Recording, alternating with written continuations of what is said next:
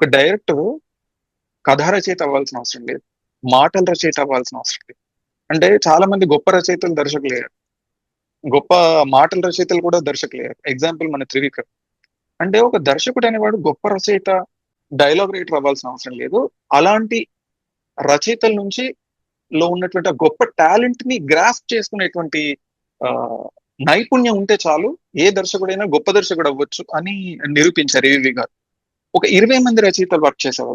వాళ్ళకంటే separate rooms ఉండేవి. వాళ్ళకి ఎవ్రీ మూవీకి అడ్వాన్స్ ఇవ్వడం, రైటర్స్ వర్క్ షాప్ కూర్చోబెట్టి దాన్ని మదించి మదించి మదించి అప్పుడు ఆ అమృతాన్ని బయటకు తీసేవారు. అందుకే ఆయన సినిమాల్లో అంత పర్ఫెక్ట్ గా ఉంటాయి. అండ్ ఇంకోటి ఏంటంటే ఈవి గారి గురించి నేను చెప్పదలుచుకున్నది, తెలుగు సినిమా ఇండస్ట్రీ హీరోల్లో మోస్ట్ సక్సెస్ పర్సంటేజ్ ఉన్న హీరో వెంకటేష్ ఎలా అయితే ఉన్నారో, మోస్ట్ సక్సెస్ పర్సంటేజ్ ఉన్న దర్శకుడు ఈవి గారు. ఎవరు? ఈ రాజమౌళి, అనిల్ రావిపూడి వీళ్ళు రాకముందు మోస్ట్ సక్సెస్ఫుల్ ఫిల్మ్స్ మీరు చూసుకుంటే 10 సినిమాలు తీసుకుంటే అందులో 7 నుంచి 8 వరకు సూపర్ హిట్లే ఉంటాయి.